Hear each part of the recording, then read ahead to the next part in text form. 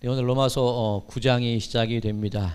그런데 그동안 우리 로마서 잠깐 여러 행사들로 좀 쉬었습니다. 오늘까지 내용을 간략히 한번 정리해 볼까요? 유대인이라고 해서 더 나을 것도 없고 헬라인 이방인이라고 해서 더 못할 것도 없다. 모두가 죄인이다. 그렇게 바울은 정의합니다. 그리고 하나님의 한 의가 나타났으니 예수 그리스도의 속량으로 말미암아 하나님께서 주시는 그 은혜의 사랑, 그것으로 말미암아 우리가 구원을 얻고 의롭다 하심을 입게 되었다. 그리고 이 모든 것, 이 사랑, 세상의 그 어떤 존재, 세상의 그 어떤 조건과 세상의 그 어떠한 여러 방법이라 할지라도 하나님의 사랑에서 우리를 끊어 놓을 것은 아무것도 없다. 여기까지가 이 로마서 8장의 내용입니다.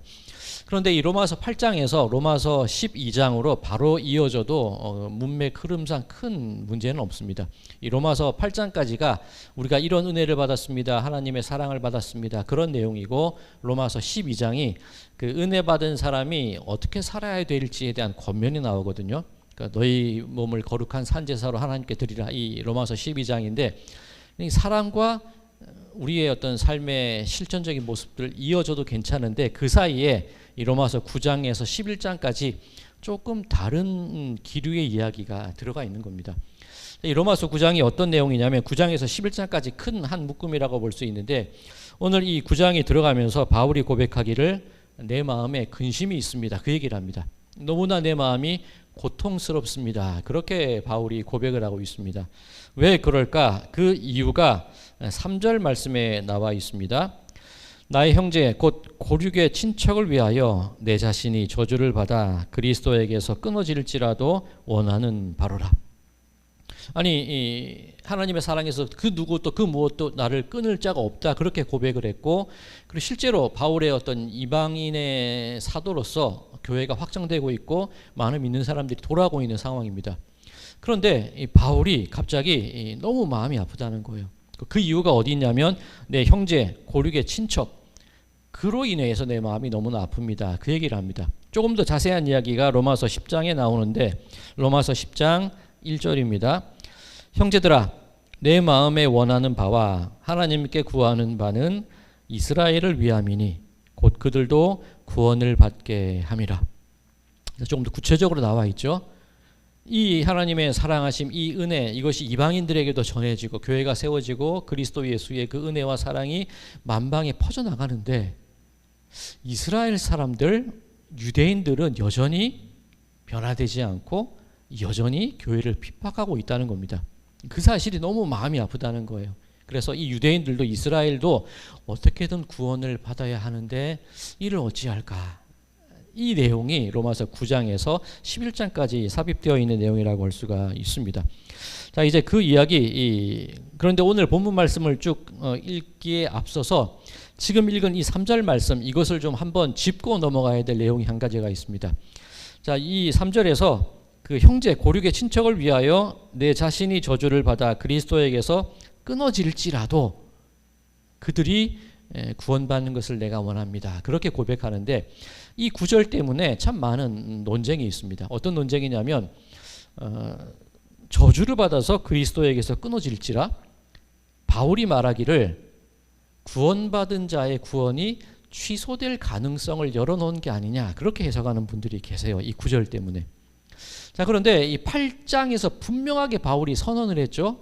그 어떤 것도, 그 누구도, 그 어떤 존재도 우리를 하나님의 사랑에서 끊을 자가 없다, 분명히 선언을 했습니다.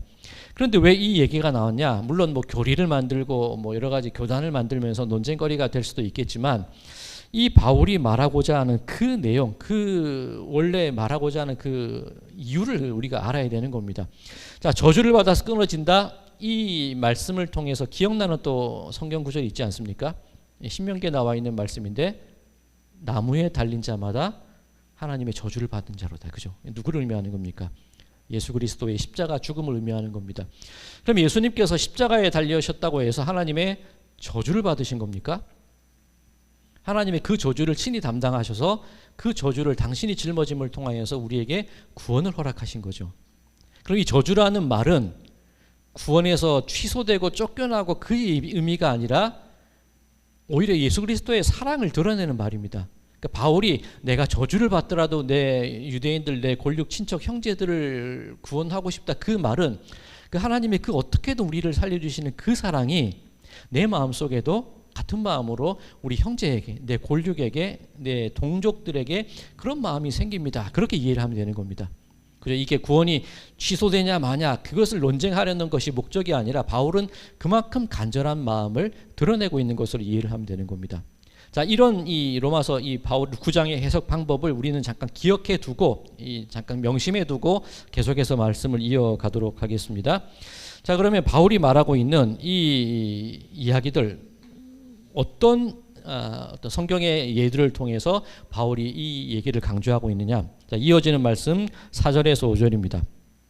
그들은 이스라엘 사람이라 그들에게는 양자됨과 영광과 언약들과 율법을 세우신 것과 예배와 약속들이 있고 조상들도 그들의 것이요 육신으로 하면 그리스도가 그들에게서 나셨으니 그는 만물 위에 계셔서 세세의 찬양을 받으실 하나님이시니라. 아멘.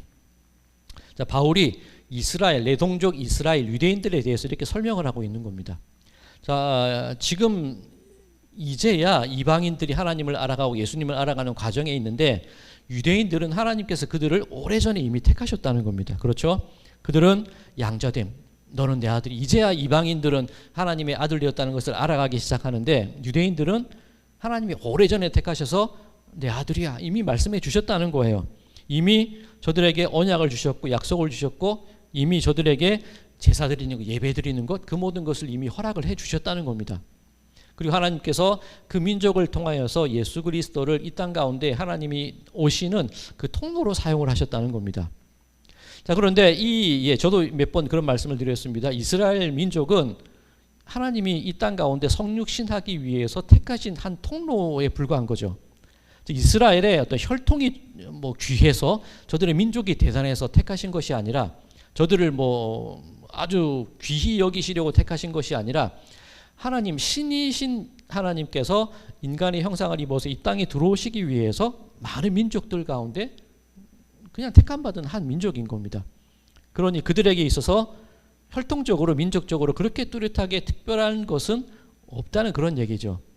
바울도 그 얘기를 하고 있는 겁니다. 자, 지금 읽은 이 말씀 이어지는 6절에 그런 내용이 이어집니다. 그러나 그죠? 이 4절과 5절까지는 유대인들이 받았던 일종의 혜택이라고 할 수 있습니다. 그죠? 이 선민이 되었고 여러 가지 하나님이 주신 혜택들이 있었는데 6절 그러나 하나님의 말씀이 폐하여진 것 같지 않도다. 이스라엘에게서 난 그들이 다 이스라엘이 아니요 또한 아브라함의 씨가 다 그의 자녀가 아니라 오직 이삭으로부터 난 자라야 내 씨라 불리리라 하셨으니 바울도 똑같은 얘기를 해요. 이스라엘이라고 다 이스라엘이 아니라는 겁니다. 자, 이것을 어떻게 이해할 수 있냐면 이 7절에 아브라함의 씨가 다 그 자녀가 아니고 이삭으로부터 난 자라야 아브라함의 자손이다. 자, 아브라함에게 아들이 없었어요. 그죠? 아브라함이 본토 친척 아버지 집을 떠나서 하나님의 부름을 받아서 계속 이동하고 있는데 자식이 없어요. 하나님께서 분명히 네 자손들로 하늘의 별처럼 바다의 모래처럼 많게 해줄게 약속을 하셨는데 아무리 기다려도 아들이 안 태어나요. 이 아브라함이 이 첫째 아들 이스마엘을 낳았을 때가 86세였거든요. 그러면 아브라함이 나이가 86세, 그럼 85세에 임신을 했다는 얘기인데 아내 사라도 이미 그죠, 생산할 수 있는 가능성이 거의 없다고 봐야 돼요. 그러니 저들이 선택한 것이 무엇이었습니까? 어떤 방법이었습니까? 사라의 몸종 하갈을 통해서 이스마엘을 낳은 거죠. 근데 아브라함의 나이가 86세인데 그때부터 하나님께서 아브라함에게 안 나타나세요. 그리고 아브라함이 99세가 되었을 때야 다시 나타나시거든요. 이스마엘이라는 이 아들이 뜻하는 게 의미하는 게 무엇입니까? 분명히 하나님께서 약속을 해주셨고 언약을 해주셨는데 그 일을 자기들의 힘으로 이루는 거예요. 하나님께서 그 언약을 하나님이 이루셔야 되는데 야 이거 안 되겠네.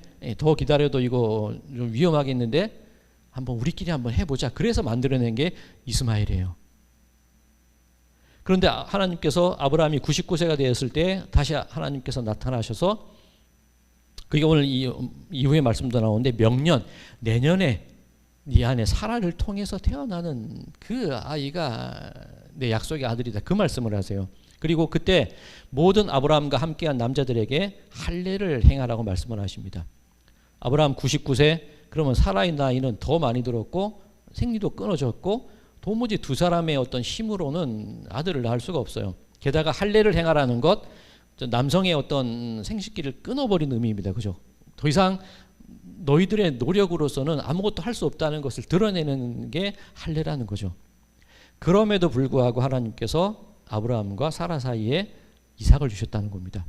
즉 지금 오늘 6절과 7절에서 아브라함의 씨가 다 그의 자녀가 아니라 이삭으로부터 난 자라야 내 씨라 불리리라. 이 말씀은 하나님의 언약과 하나님의 약속을 이루어갈 때에 하나님이 이루신 그 방법을 봐야 된다는 겁니다. 우리가 수고하고 애쓰고 노력해서 우리가 무언가를 이루어내는 것 같은데 그렇게 이루어지는 역사가 하나님의 역사가 아니라는 거예요. 그렇게 수고해서 낳은 사람들이 하나님의 이스라엘이 아니라는 겁니다. 참 이스라엘은 이스라엘이라고 다 이스라엘이 아니라 하나님의 언약에 근거해서 하나님의 언약을 믿음으로 그 언약으로 말미암아 태어난 사람이라야 이스라엘이라는 그 얘기가 되는 겁니다. 자, 그러면 이 혈통의 문제가 아니라는 겁니다. 그죠? 혈통의 문제가 아니라 언약의 신실함의 문제가 되는 겁니다. 자, 계속해서 계속 설명을 계속하는 겁니다. 자, 이 첫 번째 이 하나님의 언약의 신실함, 그것에 기대는 것이 이스라엘이고, 두 번째로 난 얘가 무엇이냐면 이어지는 이제 10절 이하의 말씀입니다. 그래서 조금 긴데 제가 읽겠습니다. 그뿐 아니라 또한 리브가가 우리 조상 이삭 한 사람으로 말미암아 임신하였는데 그 자식들이 아직 나지도 아니하고 무슨 선이나 악을 행하지 아니한 때에 택하심을 따라 되는 하나님의 뜻이 행위로 말미암지 않고 오직 부르시는 이로 말미암아 서게 하려 하사 리브가에게 이르시되 큰 자가 어린 자를 섬기리라 하셨나니 기록된 바 내가 야곱은 사랑하고 에서는 미워하였다 하심과 같으니라. 자, 이제 아브라함의 아들 이삭, 그리고 그 이삭의 아들 야곱과 에서의 이야기가 나오는데, 오늘 이 지금 읽은 이 10절 이하의 말씀, 이것 가지고도 또 많은 논쟁이 있어요. 그들이 태어나기도 전에, 저들이 악이나 선을 행하기도 전에 하나님이 택하셨다. 이 구절을 가지고 이중 예정론이라는 게 또 나옵니다. 그죠? 누구는 구원받을 사람이 있고 누구는 구원받지 못할 사람이 있고, 또 하나님이 내가 야곱을 사랑하고 에서는 미워하였다. 하나님이 사랑하시는 사람이 있고 하나님이 미워하시는 사람이 있다. 그렇게 해석을 해요.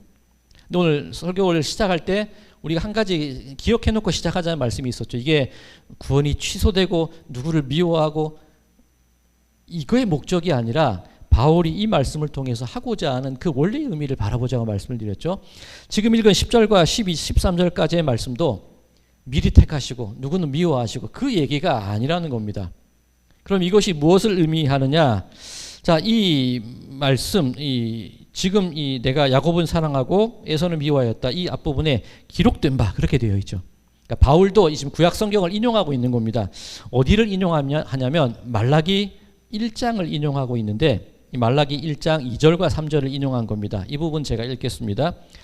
여호와께서 이르시되 내가 너희를 사랑하였노라 하나 너희는 이르기를 주께서 어떻게 우리를 사랑하셨나이까 하는도다. 나 여호와가 말하노라. 에서는 야곱의 형이 아니냐. 그러나 내가 야곱을 사랑하였고 에서는 미워하였으며 그들의 산들을 황폐하게 하였고 그의 산업을 광야의 이리들에게 넘겼느니라. 자, 바울이 이 말을 인용해서 오늘 로마서 9장에서 쓴 겁니다. 그러면 이 말라기가 의미하는 것이 무엇인지를 알아야 오늘 로마서 9장에서 바울이 의도하는 것도 알 수 있겠죠. 이 말라기에서 하나님이 야곱을 사랑하고 에서를 미워하였다. 에서를 왜 미워했을까요? 그 이야기가 말라기 1장 4절에 나옵니다. 에돔은 말하기를, 에돔이 에서의 후손들이죠. 에돔이 말하기를 우리가 무너뜨림을 당하였으나 황폐된 곳을 다시 쌓으리라 하거니와 나 만군의 여호와는 이르노라. 그들은 쌓을지라도 나는 헐리라. 사람들이 그들을 일컬어 악한 지역이라 할 것이요 여호와의 영원한 진노를 받은 백성이라 할 것이며. 자, 이 야곱과 에서, 야곱은 왜 사랑하고 에서는 왜 미워했냐? 그 의미가 무엇이냐면 야곱의 이름의 뜻이 무엇입니까? 뒤꿈치를 잡고 나온 사람이에요. 그죠? 어떻게든 자기 힘으로 하나님의 복을 얻어내려고 했던 사람입니다. 실제로 그랬잖아요. 하나님의 복을 얻기 위해서 아버지를 속이고 형을 속였던 게 야곱입니다. 도망쳐서 외삼촌 라반의 집에 가서까지도 그 사기를 치고 어떻게든 자기 재산을 불리는 것이 야곱이었어요. 자기 힘을 의지하는 사람이었다는 거죠. 그런데 그 인생 속에서 어떤 일들이 일어납니까? 야복강가에서 환도뼈가 부러지죠. 그 이후에 에서와 화해를 했는데 베델로 가야 되는데 안 가요. 그러니 그 딸 디나가 몹쓸 짓을 당합니다. 그리고 살육이 벌어지게 되죠.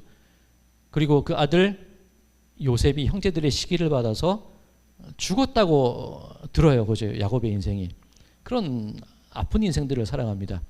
야곱의 말년에 이 야곱이 고백하는 말 중에 내가 살아온 인생이 험악하였습니다. 그 고백을 합니다.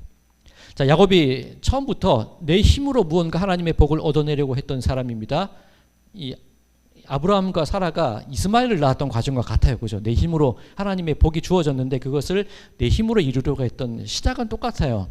그런데 야곱의 일생 속에서 환도뼈가 부러질 때 너의 이름을 이스라엘이라 하라. 하나님과 겨루어 이겼다? 어떻게 하나님을 이겨요? 하나님이 그냥 인정해 주시는 거죠. 험악한 인생을 살았습니다. 시마다 때마다 야곱이 경험했던 것은 하나님, 내가 하나님께로 돌아가야겠습니다. 그 고백들을 때때마다 했던 게 야곱의 모습입니다. 내 힘으로 얻어내려 했으나 결국은 하나님 앞에 두 손을 들고 하나님께 내 모든 삶을 맡길 수밖에 없습니다. 그 고백을 했던 사람이 야곱이라는 거예요. 그런데 에서는 어떻게 했냐? 말라기 1장 4절에 의하면 에돔이 말하기를 우리가 무너뜨림을 당하였으나 황폐된 곳을 다시 쌓으리라. 우리 힘으로 하자는 거잖아요. 그죠? 나 만군의 여호와는 이르노라 그들은 쌓을지라도 나는 헐리라. 야곱과 에서 어떻게 보면 시작은 같아요. 에서도 하나님이 허무시는데 손들고 하나님 살려주세요 나가야 되는데 우리가 쌓을 거야. 그죠? 자신들의 힘으로 이뤄내는 마음이 여전히 에서에게 있는 겁니다. 그러니 하나님께서 야곱을 사랑하고 에서를 미워하셨다는 이 말씀은 저들이 태어나기 전부터 구원과 어떤 심판을 예정하셨다는 의미가 아니라 저들의 삶 속에서 하나님께 손들고 나오는 사람들, 내 힘으로 이루려는 것이 아니라 내 능력으로 이루려는 것이 아니라 하나님께 모든 것을 맡기는 사람들, 그들에게 하나님께서 사랑을 베푸신다. 그 의미로 이 로마서 9장 말씀 바울의 이야기를 해석할 수 있다는 겁니다. 자, 사실 이 미워하였다 이 말도 이 원어의 뜻을 살펴보면 좀 순서가 뒤로 밀린다? 그렇게 해석할 수 있습니다. 혹은 이 선택되지 못했다. 그렇게 해석이 됩니다. 내가 감정적으로 저 사람이 좋아, 싫어, 미워 이 의미가 아니라 하나님의 어떤 선택에 있어서 이 에서가 에돔이라는 사람은 자기 힘으로 하려고 하니까 자꾸 밀리는 거예요. 근데 야곱은 내 힘으로 하려 했다가 하나님께 두 손을 들고 나아갈 때 그를 택하시는 겁니다. 그게 사랑이라고 표현되고 미움이라고 표현되어지는 겁니다. 자, 그러면 여기까지 말씀을 우리가 이해해 보면 아브라함과 사레가 낳은 이삭의 경우는 내 의지가 아니라 하나님의 언약의 신실함을 의지했을 때, 야곱과 에서의 경우도 사랑하고 미워한다는 의미가 하나님 앞에 두 손 들고 하나님의 구원하심을 바라고 나갈 때 그게 하나님의 사랑이 주어진다. 그렇게 이해를 할 수가 있는 겁니다. 자, 그러면 여기까지 말씀을 쭉 정리를 해보면 하나님의 사랑에서 누구도 끊을 사람이 없습니다. 그런데 나는 마음이 너무 아파요. 왜냐하면 내 골육, 내 친척, 내 형제 이스라엘 이 유대인들은 아직도 예수님 그리스도를 받아들이지 못하고 아직도 저렇게 버티고 있네요.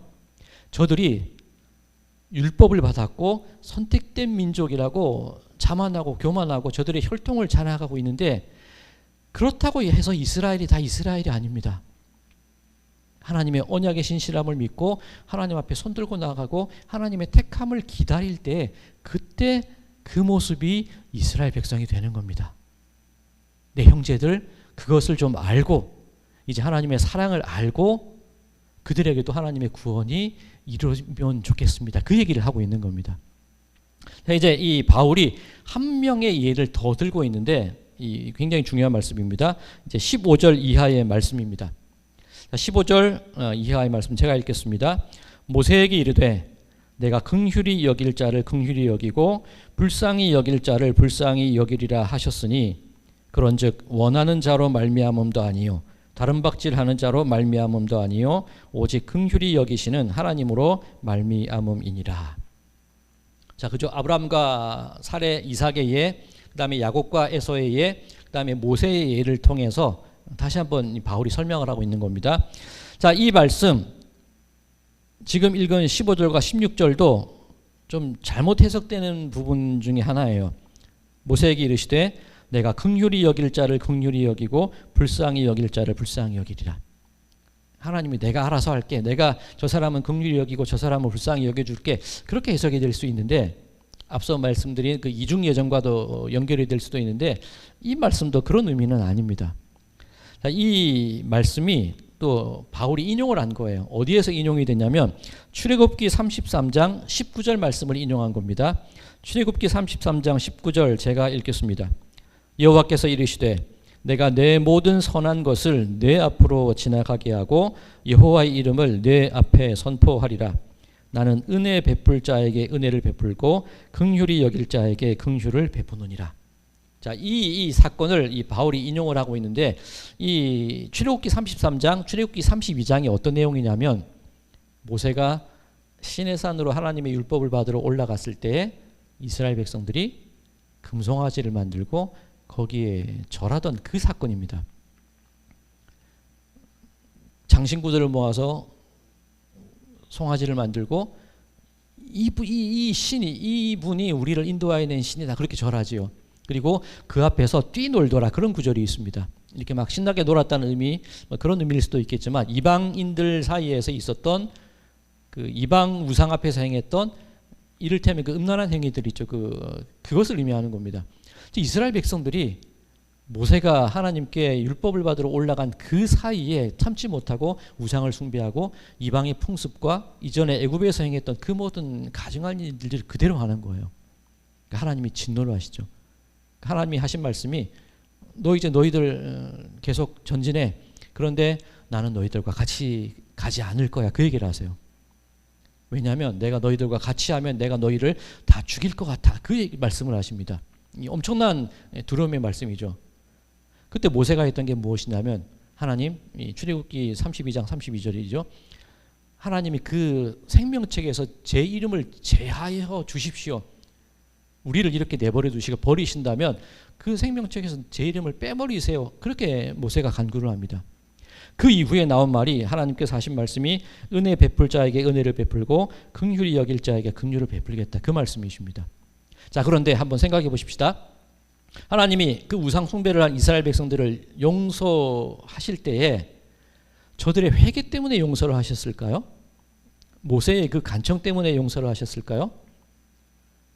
그렇게 보통 해석들을 하는데 그렇지 않아요.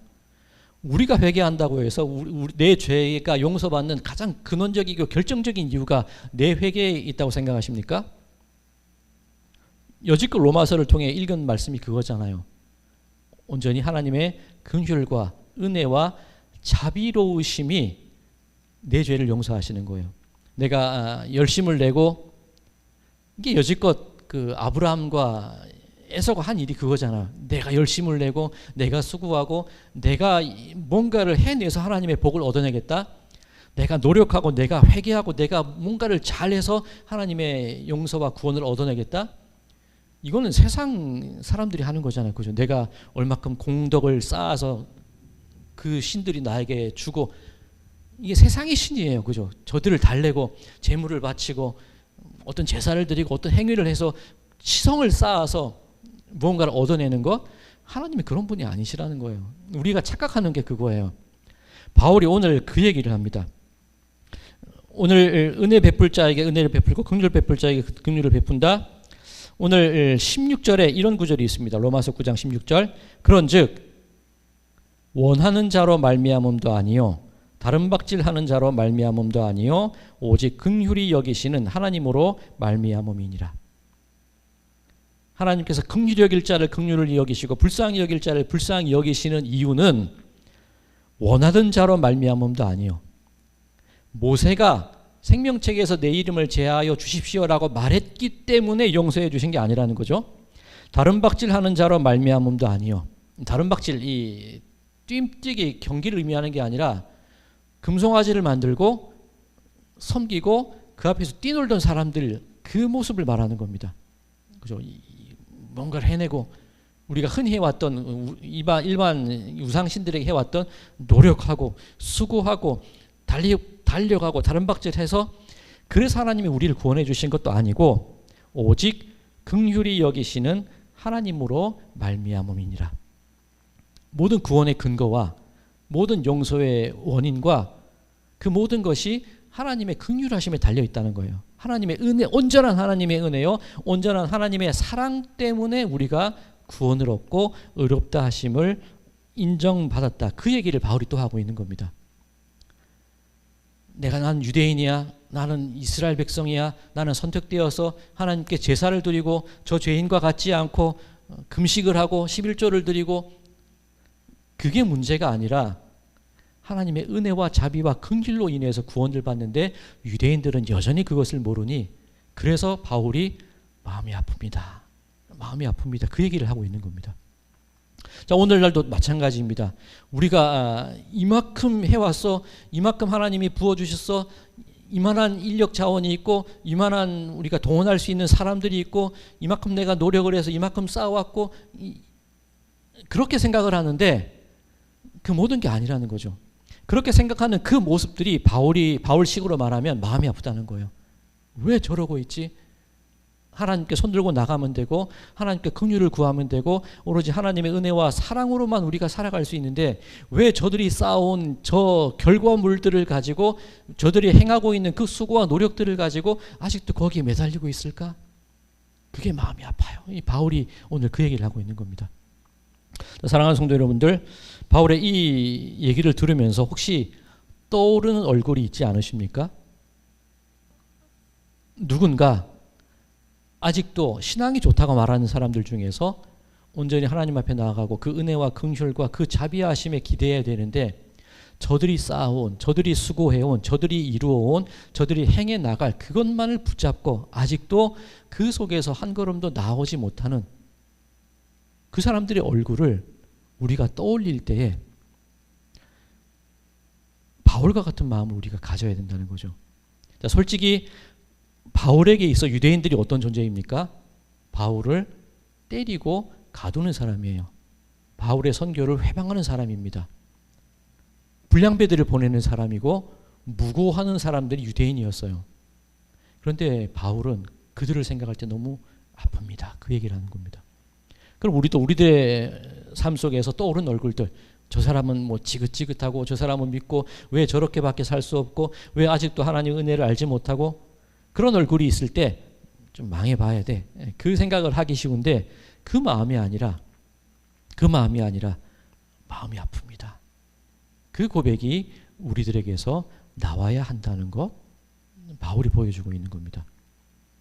바울이 그 인생이 마지막을 다다르고 있을 때 그런 고백을 하지요. 나는 선한 싸움을 싸우고 달려갈 길을 마치고 믿음을 지켰습니다.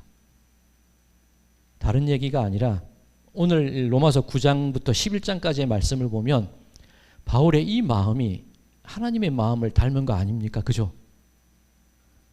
내가 긍휼을 베풀 자를 긍휼을 베풀고 은혜 받을 자를 은혜를 베풀고 아무리 나를 거절하고 나에게 등을 돌린 자라 할지라도 나는 어떻게든 저들을 구원하야겠어.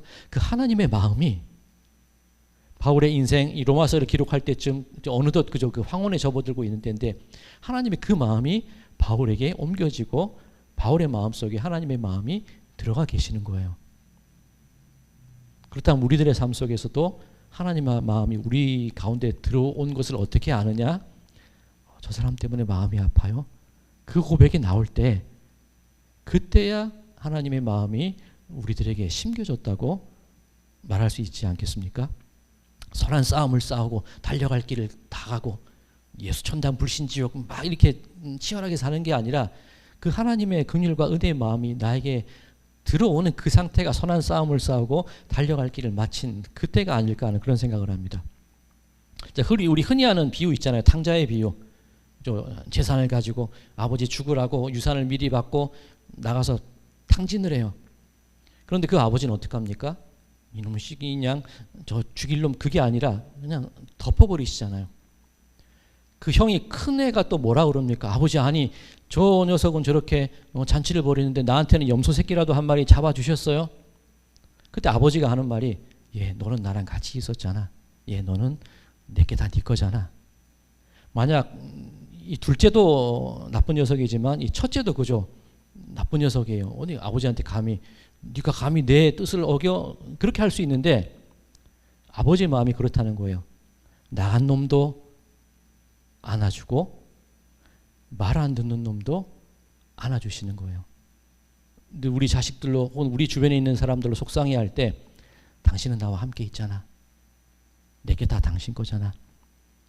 그저 안아주는 그 상태가 달려갈 길을, 선한 싸움을 싸우고 달려갈 길을 마치고 믿음을 지킨 자의 그 아버지의 마음이리라, 그런 생각을 해보게 됩니다. 바라기는 누군가의 얼굴이 떠오르신다면 함께 마음 아파할 수 있는 그 믿음의 모습들을 우리도 가지면 참 좋겠다. 그 사람만 생각하면 마음이 아파요. 그 사람만 생각하면 내가 고통스러워요. 참 안타깝습니다. 그런 고백의 수준이 될 때에 그때 우리도 하나님을 조금 닮아가는구나, 그렇게 말할 수 있게 될 것 같습니다. 자, 오늘 말씀을 통해서 크게 두 가지를 배우는 것 같아요. 그렇죠? 하나님께서는 그 사랑으로, 은혜로, 긍휼로 우리를 구원해 주신다. 다시 한번 강조되고 있고, 또 하나, 그 하나님의 마음을 바울처럼 우리도 닮아가야겠구나. 바로 우리 성도님들의 삶 속에서 하나님의 그 은혜 누리시되, 그 은혜 나도 담고 나도 그 은혜처럼 살아가는 그런 모든 우리 성도님들의 삶이 되시기를 주님의 이름으로 간절히 축원드립니다.